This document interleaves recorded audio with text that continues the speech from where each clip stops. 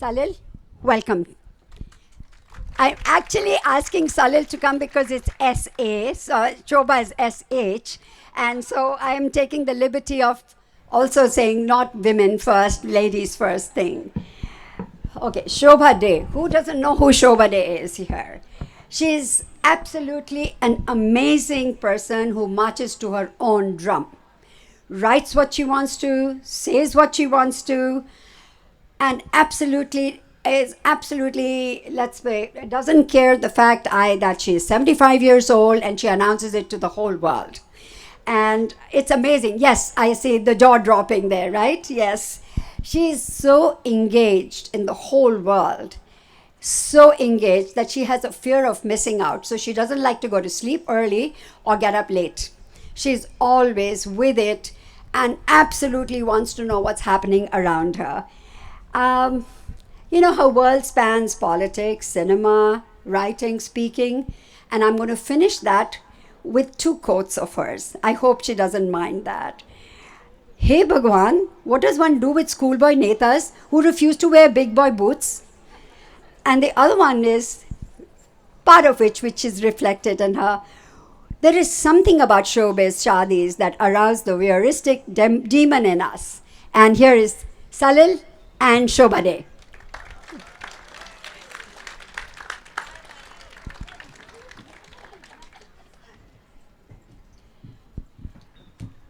May I? Please. Thank you very much. Wow. Wonderful, wonderful to see so many people out here, and it feels great to be in 50 kilometers of perhaps the most important space in the world, where you take wealth for granted, you take brains for granted, you take success for granted. And the one word that everyone seems to be using a lot of is the F word. And it's not what you're thinking, it's funding. I hear that non-stop and I find that fascinating. So it's been a fabulous exposure, not too many days of knowing all of you, but certainly enough for me to be able to say this. A big thank you for inviting me, Sala. And I strongly recommend adding an M to Sala so it becomes Salam. And just use music as part of your name because, Sala becomes, Sala. Not a very polite word. So the next year, I hope to be back again and to Salam 2024. But I have met with the most incredible people, I have to say it, because there was so much kindness. I was sick as a dog yesterday. I cannot think of any place in the world where within 45 minutes of my reaching out to Mayuranki and to not to Kiran yesterday, but certainly to Ambika, and telling them I don't know how I'm even going to get out of bed. Within a short span, under an hour, there was garam khichdi with ghee and yogurt and coconut water. That was delivered by an amazing person, Navneet, if you're here. A huge thank you to you, Priyanka's husband. And I staggered to open the room door, and there was this gentleman, so polite, so humble, so wonderful, just saying, here's your khichdi. And honestly, that khichdi is what has brought me here on this stage today. So thank you all, because it's a reflection of the sense of community that all of you obviously share. And when I go back, I'll think of the redwoods as being all of you, growing taller and stronger and reaching for the skies. And we are so proud of what you do. So thank you again for inviting me.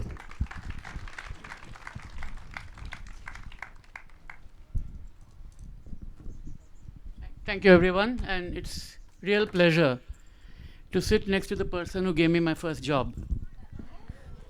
And how many of you were around in 1982? Probably a few. 1981 actually is when I first met Shobha.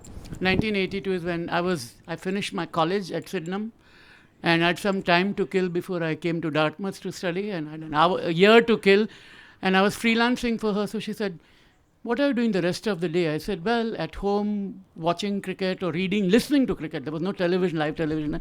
She said, come and do some work, do something useful.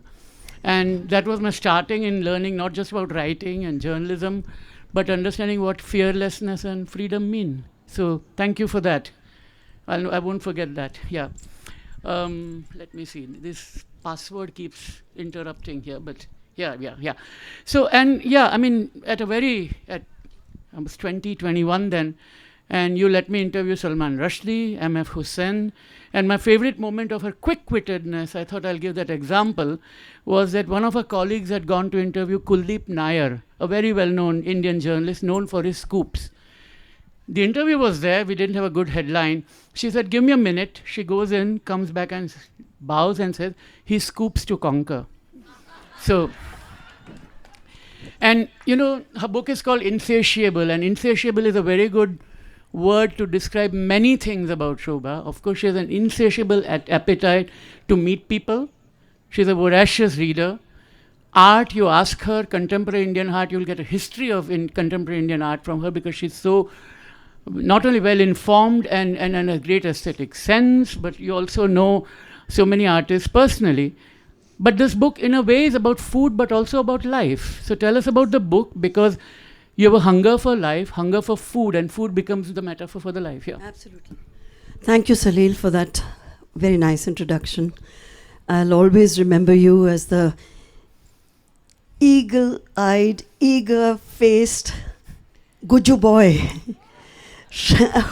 who was so energized at all times. He just wanted to attack every story thrown his way. And it's not that I allowed you to take those interviews when you were so young. It's because I recognized that you had the ability to do it and that you would do it brilliantly. Thank you. And I think a lot of editors sometimes miss that because they're looking at age and not capability.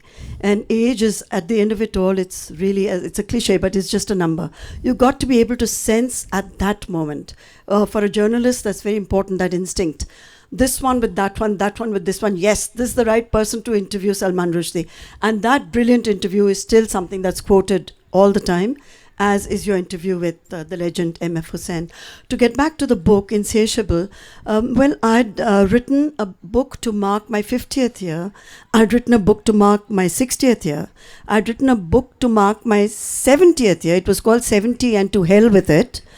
And I'd really enjoyed the process a lot because it was important, particularly for women, to break through that cage of age.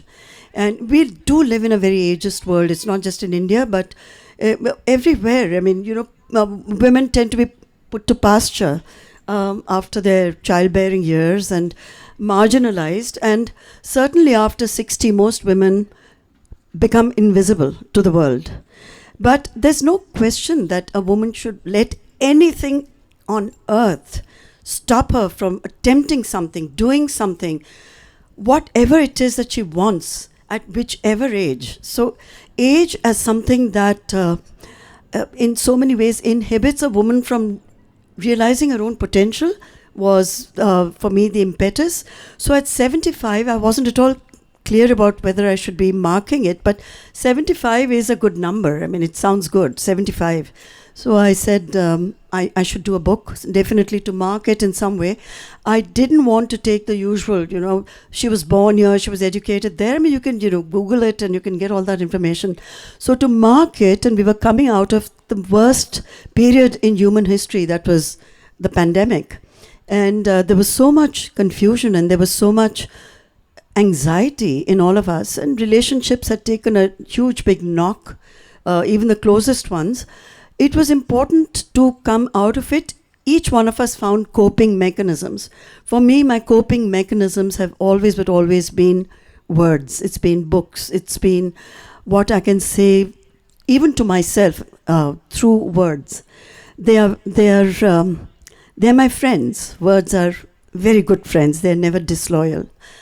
So I thought of this particular format, which was marking from the year 74 leading up to my birthday in January when I turned 75. I wanted the book to be ready and available to me more than, and of course to readers when I turned 75. And we needed a structure for it, and we decided to, the publishers and I jointly decided to do it month by month. So each month has memories, and food is the connective tissue, I would say. It is very much a metaphor, because at the end of the day, bhook, hunger, is something so primal, it's primitive, it's so basic, and we take it so much for granted. Even hunger, not just for life, but hunger for love, for affection, for recognition. Some people are hungry about money, about ambition, music, unfulfilled dreams. We are born hungry, and a lot of us die hungry because a lot of those dreams remain unrealized. And I started to document it almost the way it's written. It's almost in real time. It's in present tense. And It's in present tense and real time. So it was cathartic and sort of stream of consciousness. And there were things that I was writing about in the process that I was discovering about myself.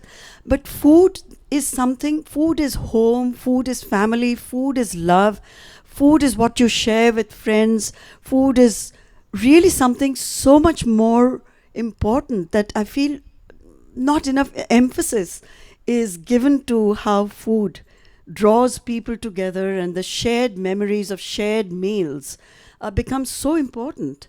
So 75 years, and I love my food. My whole family, we kind of traveled to eat, and we had fantastic pav bhaji, by the way, this afternoon for lunch. So the pav bhaji person here, take a bow. It was delicious. The raw onions, well, since I'm not about to kiss anyone right away, I overindulged with those. But it was an experience to eat Mumbai's pav bhaji in Palo Alto. So I'll never forget the memory of this food eaten here today with all of you. So khichdi, pav bhaji, they're already making everyone's mouth water here, Shobha. You mentioned your relationship with words and the power of words. So I want to take you back to your encounter with Paul Theroux, and about who you are. Who are you? What's your identity? What do you write on your passport? Tell us that story, and then I want you to read about writing from the book. Yeah. Sure. Yeah. Thanks, Salil. So Paul Theroux, as all of you, I'm sure, know his work, his books, his personality, his style. So I was a complete fangirl. We were invited to dinner to meet with him at a sit-down dinner where he was visiting Mumbai. And I was seated next to him at the head table, and quite sort of overwhelmed just being seated next to Paul Theroux. I had always admired his work. And we started to talk about writing, and then I was astonished when he said to me, he said, "But I know your work." And he had read me. And I couldn't believe it because, we tend to completely underestimate ourselves very often. So, and that's a good thing, in fact. I mean, insecurity is always good. So I said to him, I said, "I'm so flattered, I'm so honored that you read my work, because I rarely call myself a writer. I feel embarrassed. And when people ask me what I do, I'm always wondering how exactly to describe what I do." So he said, "What do you actually put down in your passport and travel papers when they ask for occupation?" And I said, "I write writer, but I always feel a bit of a fraud when I write it. Like one day I'm going to be found out and they're going to say, 'You, writer?'" So he sort of freed me completely from that self-consciousness. And he says, "A writer you are, and just remind yourself of that and own it. And when someone asks you in future, don't hesitate. Say it like I say it. I'm a writer, and this is what we do. We write. And we write because it matters so much to us. It just matters. All of me is actually consumed by words and by writing. And it took me that long to actually understand that that is exactly who I am. And ever since then, I say it, without hesitation. It rolls off my tongue like honey, and it feels good. So, at 75, you are as sunny and glowing as the sky today. But at 75, India is going through a very bleak and dark time. And the reason I raised this is that a friend of mine who is a writer she was questioned 2 days ago during these raids that have been going on, and was asked, who tells you what to write? And she was a bit flummoxed, said, who tells me what should she say, my rent collector? I mean, that was the kind of this. So my question is that, what draws you to write? And I think if you want to refer also to the I'll the start paragraph. with that, Yeah. It's a lovely passage from the book. So this is page 174, and it's a short reading.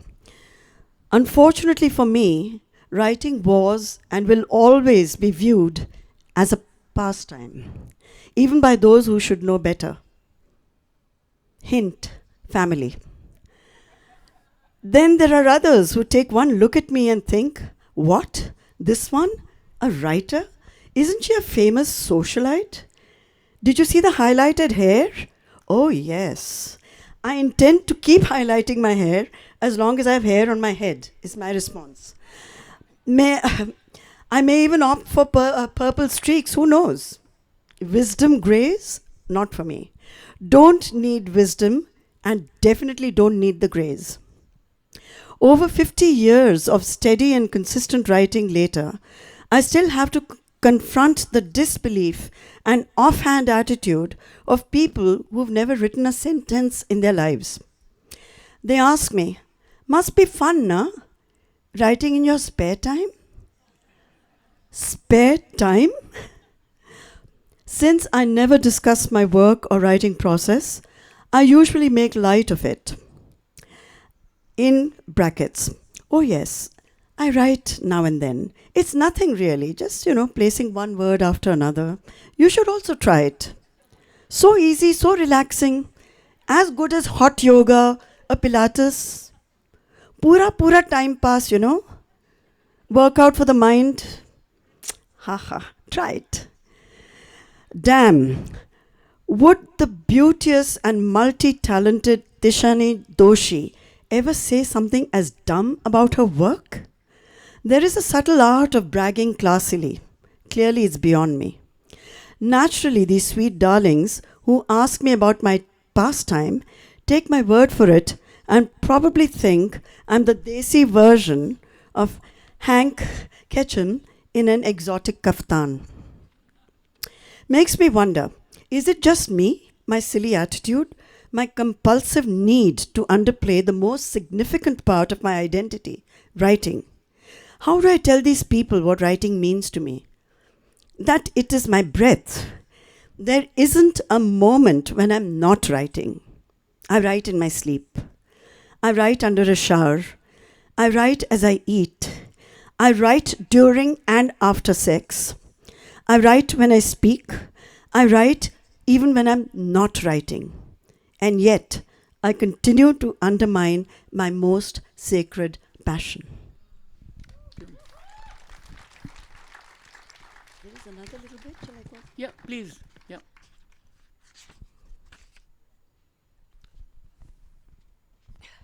Please note, I am not being supercilious or snarky, but I'm screwed. No matter which topic comes up at social gatherings, I find myself in a spot. Political opinions are the worst. Women stare and men clam up. What's she talking about? Why is she bringing politics into everything? Because, you dummies, politics is everything. There's no such thing as being apolitical. Every act of ours, personal and professional, is deeply political. Where we live, who we marry, what we eat or don't eat, what we drink or don't drink, what we wear, whom we make friends with, whom we shun, where we worship, what we hold sacred. There are 3 topics women are expected to avoid discussing: sex, politics, humor. Yes, even today. I mentally tell myself to take a few tips from other writers and co-authors who loftily enter a room and don't waste a minute on anyone or anything unrelated to their obsession themselves. Yet, and yes, most writers are nauseatingly narcissistic. The hustling, name dropping, and undisguised bragging make me squirm. This behavior is not just tolerated but condoned, even encouraged by those who believe writers are a special breed and must be treated with reverence or shunned.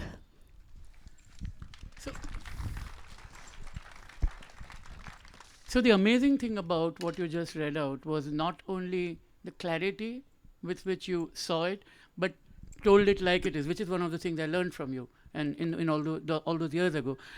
But the critiques of your writing often miss that, and they want to talk about the looks and the books, that kind of a thing. So since I've seen Amitav in the audience, I thought I should say what Amitav thinks of your writing, right? Where is he? Where is Amitav? He's there. Oh, hi. And this is what Amitav thinks about Shobha's writing. Sorry, Amitav, to put you in a spot. Shobha is a wonderfully inventive writer whose pioneering experiments with Indian English led to the birth of a whole new idiom of Desi expression. She is also a woman of unflinching courage who has stood up to bullies and chauvinists of many kinds. She is a national treasure. I agree with everything you said here. And as we go along, Amitav, we are going to unpack some of these things over the next half hour. But one of the things that struck me, was your gut level instinct, intuition. You almost came and lived here at Stanford at one point. Something told you not to. Yes. And I mean, life takes turns. So tell me about what intuition is for you. Gosh, that's a tough one, Salil. I don't think we should ever question intuition or try and deconstruct it or explain it, because it cannot be. It's more than just gut feel. It's more than... You cannot analyze intuition. It's just what you know. And what you know sometimes defies words. You just know it. So I was the first Asian woman who was given a mid-career opportunity as a Reuters fellow to come to Stanford for a year. And everything was, it also happened so accidentally. I'll say it very briefly. My sister, who was an ophthalmic surgeon in Oman, happened to see a Reuters, some kind of an ad in the local papers asking for submissions for this particular mid-career fellowship. And in those days, there were no faxes, there was nothing. So she mailed me this admission form, and she said, "You have nothing to lose, why don't you apply?" And with exactly that same spirit, I wrote a very cheeky, audacious 1,000-word essay as to why I think I should get this fellowship. And I forgot all about it. And then when someone called, a kind of a fruity accent saying, "Are you so-and-so?" And I said, "Yes, indeed I am." And they said, "Well, congratulations, you're the next Reuters fellow." First of all, I'm wearing a sari. I didn't feel like a fellow, if you know what I mean. So I was a bit... I thought it was someone playing a joke. Then the person referred to the application, referred to what I had written in it, and said, "So are you interested or are you not interested? Because we have, they always keep a backup." And of course I jumped at it and I said, "Yes, I'm right there, I'm on." I'd booked my ticket for the 16th of August. I was meant to leave. I'd even booked my bicycle. I knew where I was going to be. I knew who the professors were, and I was excited, packed and ready to bounce. And then circumstances, intuition intervened, and I met a certain gentleman who I've been married to now for 42 years. I met him on the 11th of August, and he said to me, "So what's the big deal about Stanford?" Because within 3 minutes of meeting me, he said, "I think we should get married." So I said, "Listen, but, I don't know you. You don't really know me. And I'm leaving on the 16th. It's all booked, done. I'm gone." So he said, "No, you aren't. You're here right now, aren't you?" I said, "Yes, but no, I'm not looking at marriage." And we met the next day. I thought the guy was a little high and was, because he asked me very strange questions like, "What is your mother's name? And when can I meet your parents? And the age difference between us is just right." And I'm saying, "For what?" in my head. So I was being I was playing nice. And I said, "I'm never going to see this person again." And I said, "Well, bye," and I'm off. But he called the next day and he said, "Can we have lunch?" And he turned up, and I said to my mother, this is a person I'd met last evening, and he wants to come and meet you both tonight. So they said, one more suitor? No, we don't. No, we don't want to meet any more suitors. We forget it. And I said, I had a call booked to Stanford because, in those days you had to book calls. So my call to Stanford was booked at 10 p.m. So I told Mr. Day that I can only see you at 10:30 because I didn't want him to be hanging around in my parents' home listening to this call and talking about airline bookings and where I'm going to be and all that. It was a bit unusual for a woman to, I suppose, ask a gentleman to come and collect her at 10:30 at night for a dinner date. But he promptly said, oh, no problem at all. I'll be there. 10:30. Yeah, fine. Great. I'll be there. And he turned up. Then my parents said, no, we can't really meet someone at 10:30 at night. My father said, well, I'll have removed my dentures. It's past dinner and I'm not going to put them on again. And my mother said, if your father's not going to meet someone, then I can't meet him. That left my sister Mandakini, who was visiting from New York. And she said, that's not a problem. I'll meet him, whoever he is. And of course she did. And she opened the door and there was Mr. Day, proper and very Bengali and correct. And she rushed in to tell my parents, he's a guy who is kind of like Uttam Kumar type hero. Not bad. But anyway, so that's how Stanford didn't happen. There were he had to send a telex to Stanford to say that your fellow is declining this amazing opportunity and please be free to offer it to the next person. So it was a decision literally taken in under 48 hours to get married. Two complete and total strangers, both fairly alpha, but we still haven't killed each other. We survived. So it sort of worked out great. But when you're talking about intuition, nothing can explain either his decision at that moment or my decision at that moment. Nothing. And I've never tried to understand why I said yes or why he even asked. Wonderful. Thank you. Now, the words Amitabh had used were unflinching courage, and I want to get into that because, you have shown that. And one of the words with which Marathi people tend to be spoken of in Bombay by people who are not Marathi themselves is the word ghati, which you have owned it. Yeah. Right? Yes. And she's just going to talk about that. Yes, absolutely. And I'm a good Jew, okay? So, yeah. Anyway, but my question is that, when you use words like that, people who think they own Mumbai and its culture, such as the Shiv Sena, get rattled. Yes. And you've had a history with them. Yes. There's a Vada Pav story. It would be lovely to hear. And so yeah, let's talk about all of that. Well, the word Ghati I had used in the Times of India column, and that was a good 40 years ago.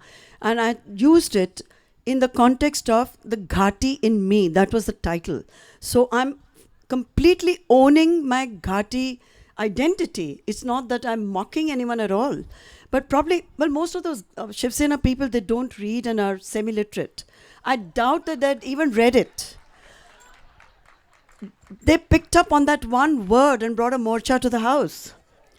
So, and that was 40 years ago. Since then, it's a sort of relentless obsession. They want to get me into that jail somehow. I mean, they'll try anything and everything to get me into jail.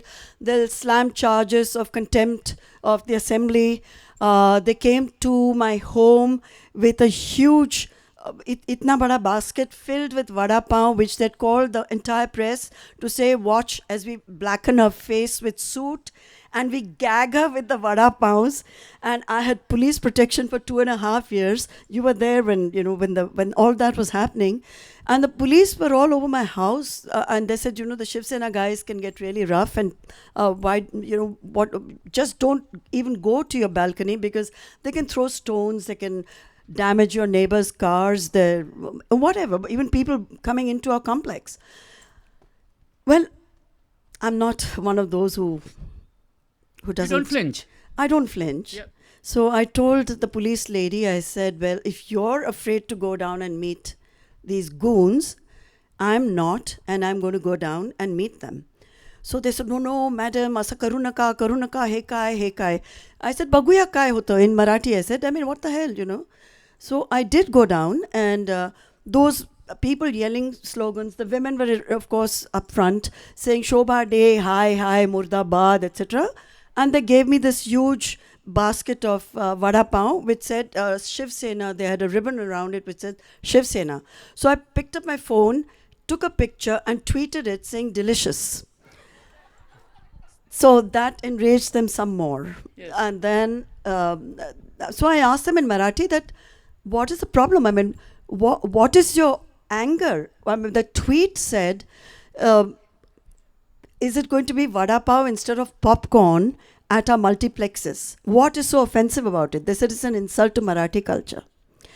So at any rate, that went by, and then there were many. They objected to almost everything I ever I said. wanted to ask about the Akhlaq incident. Yes. The Akhlaq incident. I think we need to tell folks what Muhammad Why don't you Akhlaq. tell Yeah, him? yeah. So Muhammad Akhlaq was had some meat in his refrigerator at home, and of course, folks from the BJP thought it was beef, and they went and lynched him and killed him.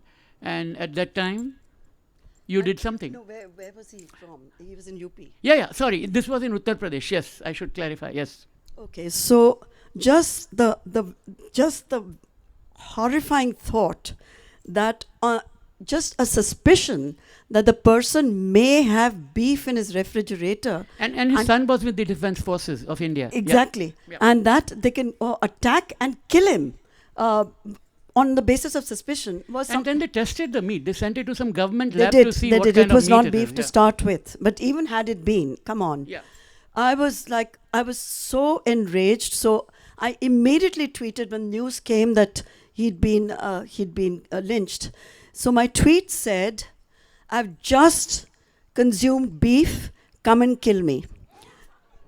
So yeah, whoa! And my family was mad at me, and they said, "What are you doing? I mean, are you crazy? You want to the attack, all of us to be killed? What are you doing?" And then they started to, I'm not Jhansi ki Rani, by the way. It's not that I'm fearless and I can go and take on the mobs and none of that. But you have to have a belief system in your life. There've got to be principles that you're willing to defend, no matter what. You have to speak up. And you have also spoken up during the emergency, right? I mean, yes. Yeah, I you, did. you were 27 at that time? Yeah. Yes, I was. Yes. And you took on the mighty state, and now we are in an undeclared emergency, and you are still unrestrainable. Well, they can try me, but the environment. No, but it's pretty serious. I mean, there are people we think of them as trolls, but people have named Gauri Lankesh when she was killed. I remember people have named you, Barkha, and a few other journalists as the next in line who should be prepared. Yeah. Yeah, it was a Facebook post from a person who identified himself as a BJP member.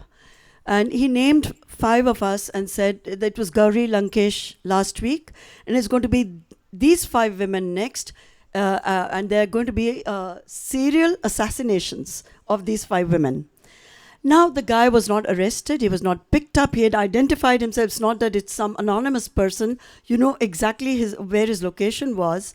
Nothing at all was done about that either. So you sort of understand the environment, but either you back down, which I am not prepared to.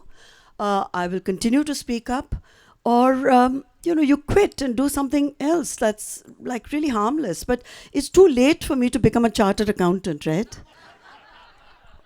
Or even take up dentistry. So I will have to do what I do, and I will. Absolutely. The other point that Amitabh mentions is what you've done to the language, and that many people have noted that, and I believe there's something like 200 odd dissertations being written or have been written by PhD students about you, and who take you very seriously as a writer. But the whole idea of chutneyfication of the language is what I want. It's like a masala mix. Yeah, and the chutneyfication of language. Feko-fi, dhako-fi, latko-fi. Ye sadela cheese hai. Ye baida kyun mara. All of that. Bindas. Which defeat translation. There's Absolutely. no equivalent. There's no equivalent for bindas except Gavaskar's betting. Yeah. when I started to write what I'm now called the grandmother of Hinglish, which is Hindi and English combined. At that point, I really didn't know that it would create some kind of a literary storm, but it did. It was street speak. I mean, it was Bombaya. It was the way we all spoke in Mumbai. And Mumbai is a melting pot, so you have the way we speak English or Hindi or Gujarati or Marathi.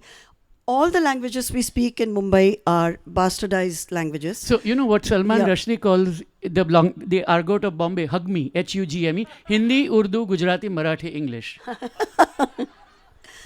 How? Well, yes. So it's one of those cities where unless you speak Bombaya, you're not going to be understood. And I like the idea of using slang and street speak, because there are certain we are not living. We're not Jane Austen ke chelas and chelis that we have to write in that Queen's English and King's English, which is outdated even in England. So I started to write in this very chatty style, which I continue to do when I need to and want to. And then people would comment that it's such a pity, because I guess this poor lady doesn't really know how to string a grammatically correct sentence in English. So she keeps using these Hindi words and Marathi words. And soon it became mainstream. I mean, the Times of India had headlines using those very same words. Amul ads. Amul ads, the advertising community totally changed. Absolutely. And started using English. And Bollywood has always used it, and now more so than ever. And I just feel that language is something so fluid and so beautiful, and it's not written in stone. It has to evolve, it has to change. It's like a river that's constantly in motion, and it's always picking up words from the banks of through where it flows. And otherwise, it becomes static and a dead language, which language should never become. Yeah. And the spoken language of India has a richness that is unbelievable. And to ignore that and to not tap into that richness and make it your own, to not appropriate a lot of words which across India are completely understood. For example, in reverse, badass doesn't have a Hindi equivalent that I know of, or in Marathi. Right? I'd love to know if anyone here in the audience knows a word which says badass in any of the Indian languages. It's something very unique to America. It's very unique to the English, contemporary English, to rap singers and so on. And I've been searching, but I'm not brilliant enough to come up with even a close equivalent to badass. But I'd love to. But it's the same way, the other way around too. You use the word bindas, the other one is khadus. Yeah? It's impossible to translate it in English. And I'd wonder what your Parsi teachers at Queen Mary School thought of your English. Well, I had Scottish teachers, as a matter of teacher, fact. Okay, all right. No, the only subject I scored in was English language. Right. That's what saw me saved my life, saw me through school, and my sports scholarships got me into college. Champion athlete, by the way. She held Yes. Bombay records. Yeah. Yeah. Thank you, yeah. Seems like another life, but yes. I was a competitive You still athlete. outrun everybody, so it's fine.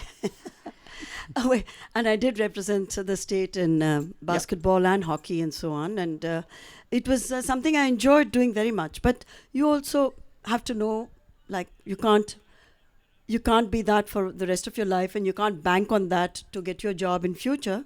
So I very quickly understood that. And my early modeling days made me understand the value of money and independence from my parents, and financial self-sufficiency, though we were paid a pittance, but it was still better than not earning at all. And not writing good contracts is a problem, because I believe Shikakai still uses your face on the ads. And the they paid Shikakai soap. 150 rupees. Yeah, that's right. Yeah. So, yeah, sometimes you sign contracts when you're young. These things happen. Now, I want to, yesterday many of us heard Varun Grover, and he was talking about something called exual relations, because sexual was a very hard word for the Bihari professor to use, and that he was talking about in his session. And I don't know if Varun is here, but fantastic show. Thank you, Varun. But Shobha, you also mentioned that that's the one word women are not supposed to talk about or write about. And at the same time, one of the professors recently called you the Lady Kama Sutra. Yes. Yeah. So tell us. I love it. Lady Kama Sutra just has a fabulous ring to it. Because I've always thought that Kama Sutra was such a conspiracy against the West. They honestly believe that you can do all those asanas without breaking your neck or breaking your, your knees or something dreadful happening to you. So I really think it was a monumental joke that we've pulled off successfully for so many hundreds of years. So being called Lady Kama Sutra is, I take it as a great compliment, but it was not meant as one, of course. But for a woman who wrote about female pleasure 40 years ago, it was definitely breaking a lot of rules. And it was always, I'm feeling really terrible. You're sitting in so much heat out there. It's so much glare. And there's nowhere you can move. Are you guys okay? Okay, all right. So, thank you. So, each time I did a reading from my early novels, which were risque and erotic, there was always, but always, the hands would go up at the end of the session, like we are going to have people asking questions after the session. And it would be a man always who would get up and ask me this question. Completely, you could see him salivating. And this was the question. I still get asked that. So, madam, this must be all about your life only. All these experiences are yours only, no, madam. So, initially I was stunned that such an intrusive. Then I started to say, "ये तो कुछ भी नहीं है." 25% भी नहीं है. But no one it wouldn't shut anyone up. So I'm still asked the same questions about. It is something that I think we find extremely threatening to deal with. Sex and religion and politics, three things. And especially when women are engaged as strongly as I am in all three and popular culture.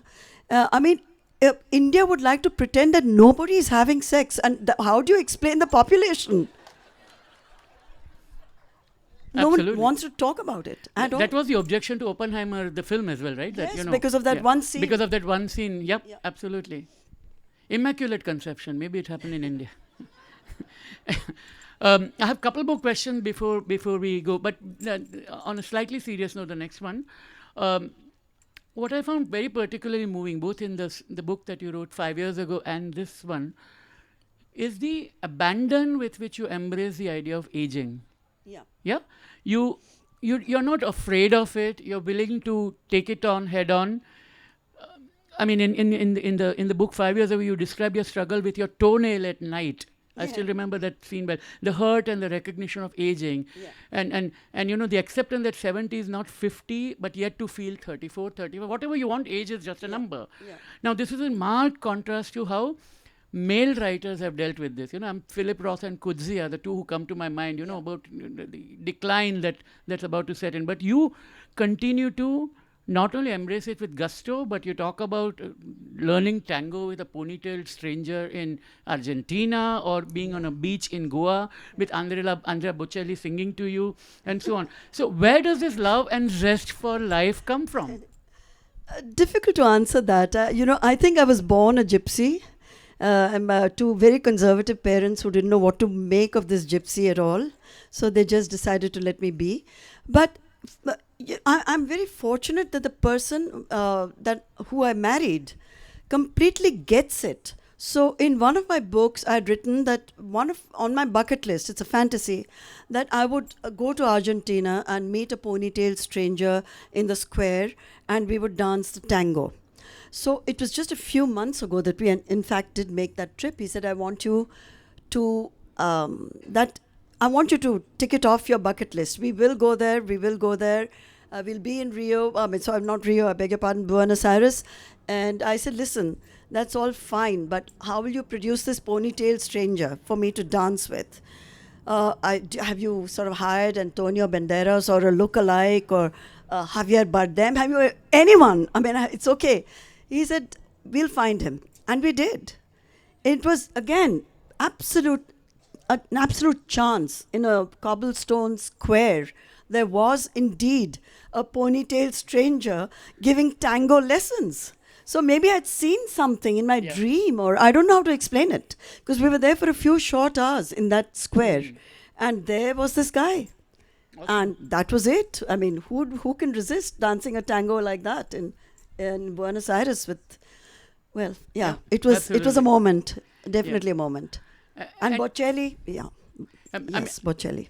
I mean, I do have plenty more questions, but I'll ask one final question before we turn to the audience, and that deals with this theme of changing narratives. You wrote about Gandhi and how India has a completely new relation, whether India even needs Gandhi, whereas you go elsewhere in the world. I was in London last week where I saw the play about Gandhi, the father and the assassin. And, so you have a kind of complete disconnect between the way he's seen in the West and abroad and the way he is treated as a nation's janitor in India, Swachhata and nothing else is the way he's being characterized now in India. At best, there are other ways of. So how are the narratives changing? In responding to, I also want you to touch upon the fact that the sheer number of genres in which you write your own narrative. Whether COVID blocks the country and you have these podcasts, video casts that you do, and you write this series of short stories. You've done a soap opera. You've written novels. You've written columns. So how does a changing narrative affect? The changing narrative, I believe, at the end of it all, the vote belongs to every citizen. If you do not use your vote, if you're looking for change, you have no one to blame but yourself. Now, how do you engage with 1.4 billion people? If in a democracy, I believe there is no space, whether it's in the US or back in India, for autocracy and tyrants. Now, I don't think that's such a difficult concept for a voter to understand. It's not rocket science. If you're sensitive to your environment, you know how you're letting go of freedoms constantly. And you're letting go of freedoms without even putting up a token fight. And freedom of expression in particular, a lot of us are paying a huge price for expressing ourselves. Now, I don't really believe that the young of India are that passive or that unaware or that indifferent to the future of India. But there is something beyond saying India is among the top five strongest countries in the world right now financially, which indeed we are. There are many, many aspects of India which each one of us, I'm extremely proud as an Indian. I mean, there is an assertive India, there is an awesome India, there is flourishing India. All of those are the Indias which are our reality right now. There's no question about that. But there is something called moral leadership, which I think overrules all of this. If that moral leadership, if we feel that is slipping, then if we don't do anything about it, then you really can't blame the leadership. You choose your leaders, at least we have so far. If that changes now, if people ask me where I'm from, I'm completely dumbstruck. Should I say I'm from Bharat or should I say I'm from India? If everything is going to be Bharatized, it's another way of obliterating a legacy. If a lot of our great buildings and monuments and structures are going to be just, this doesn't suit our plan. If our textbooks have already been rewritten, then I'm thinking my grandchildren, my daughter's here, and her 3 kids, when they are reading in school the history of India, it's not going to be the history that I grew up reading, right? So if we do not express concern, then it's going to be a tragedy. And I'm deeply, deeply concerned about our lack of concern. And Gandhiji, soon his face is not going to be on our notes anymore. And for the young of India who now already have a new narrative in front of them, and they're kind of okay with it because they say, oh, we've got jobs, it's the best time to be in India, it's great to be Indian. Agreed.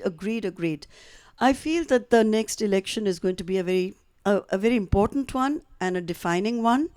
And whosoever wins, it's a sort of India versus Bharat vote. So let's see how it goes. But at the end of the day, it is only the vote that matters. it is only the citizens' voices that matter in a democracy. And we have to respect whichever way that vote goes. We have about 10 minutes. We can take questions. One request, please keep the question short so that we can take as many as we can. Yeah? I can see a hand right here saying Jai Bhim. So please. Thank you, Shobha. My name is Anjali Arundekar. I'm from Mumbai as well. Firstly, I want to say a big thank you to Shobha. For my generation of queer people growing up in Bombay, she was not just an inspiration, but taught us how to be glamorous and smart at the same time.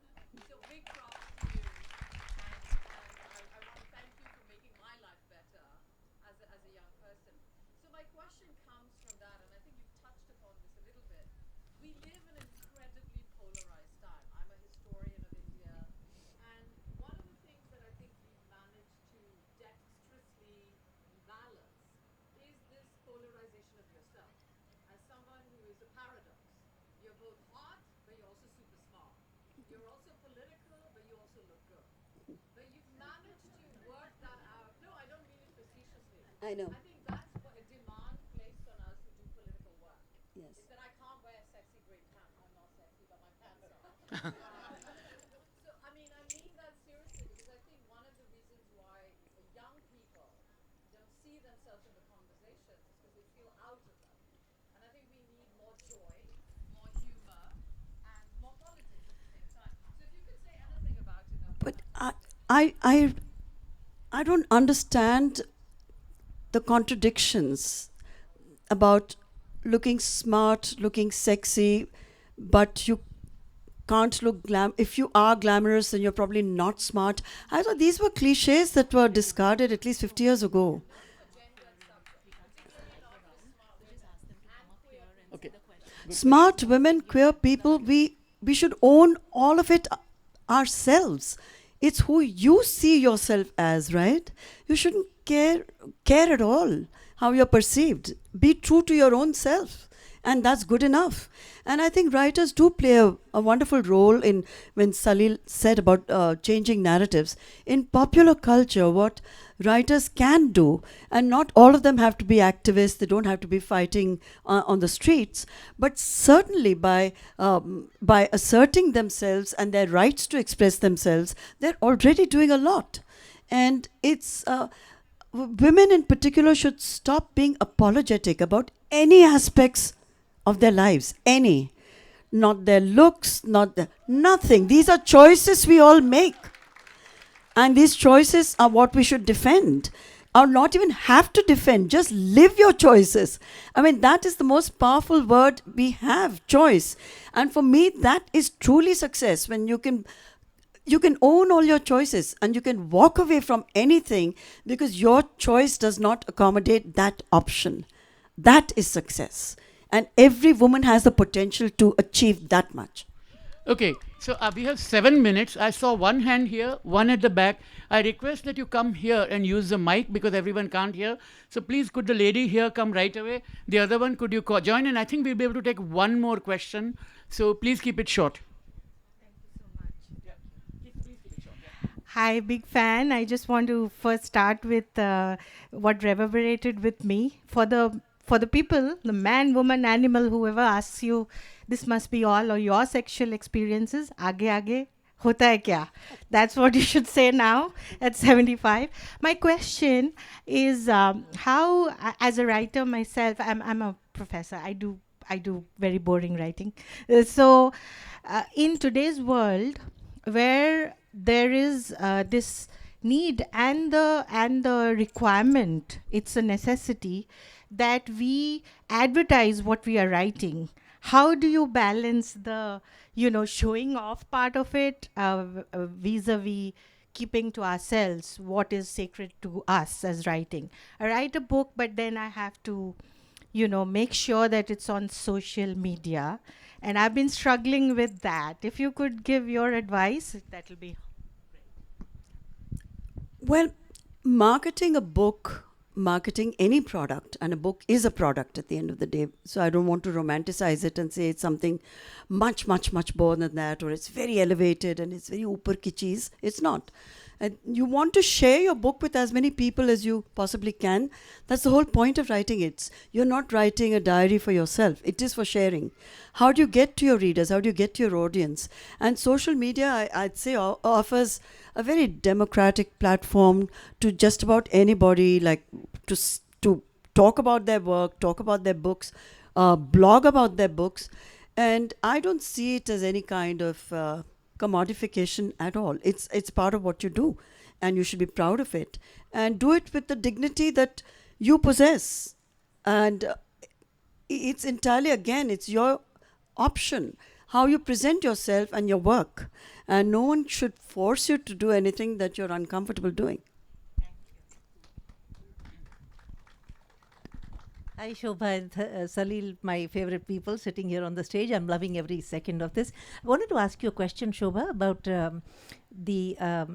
we've just passed, India has just passed an unprecedented women's reservation bill. But it looks also like it's going to take a little bit of time before it can be implemented. In your view, what is it that we can do to accelerate that process where women can be in the workforce more seriously? Well, I have a totally different point of view on reservations, and I don't believe in it. And I don't believe that women should be put into some kind of special category and patronized and given the chance. It's not a level playing field, and there'll always be resentment. And it'll end up with women fighting with other women because of the reservation issue.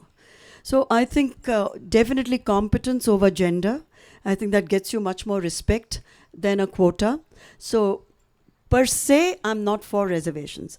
To answer your question, I don't think that bill was ever meant to be passed. It's tokenism. So it's going to be delayed till people sort of kind of forget all about it. Because if it was meant to be implemented, it would have happened by now. I don't think it's on the agenda at all. And I think, just one second, I just wanted to add one small thing. Someone did say that, if they wanted, nothing stops parties from giving 50% of seats to women. Anyway, they don't need a legislative move for that. Very true. Yeah. Hi, Shobha, I'm Bulbul. In the late 90s or mid 90s, I know that all your scripts used to come handwritten. I was in television, so I knew about it. Do you still handwrite? And even if you have taken to computers, what's the difference for you in the writing process? I still trust the written word. It's my writing. No one can possibly even try and duplicate it because it's not worth duplicating. It's not particularly wonderful to look at. But it's still mine. It's coming, it's organic. I'm touching pen to paper and it's coming straight from my mind, my heart, and onto that paper through my fingers. I love it. I still handwrite, but the manuscripts no longer. So I do use a laptop, and I'm pretty proficient. But given the choice, I still continue to handwrite a lot of my own personal writing, and I do believe that as a writer who's been writing without a break, really, for more than 50 years. I've never taken a break as a professional writer for over 50 years. It's something I'm really proud of because I've never skipped deadlines. And for me, it's much more than just being a professional writer. It's everything that I do is about writing.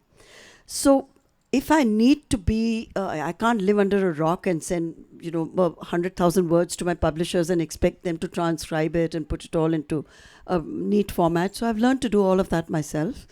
But I still trust my own writing, and I love it. I love to see words forming on paper. There's a certain beauty to that, which it's very mechanical to see it going tuck, tuck, tuck, tuck, tuck on it. I know words appearing on a screen. This is much more sensual writing. Thank you. One of my earliest memories, going back to those early 80s, is Shobha sitting at a cane table with a glass top, with a long hand and pad, and with a ballpoint pen, and she still has flawless handwriting, and she would be writing these things. Words would soar, fly, ideas would float, and keep doing it. And it's a privilege to have known you and worked with you. And thank you for this afternoon. I'm so proud of you, Salil. So proud of you. Thank you very much. Thank you all. Thank you all.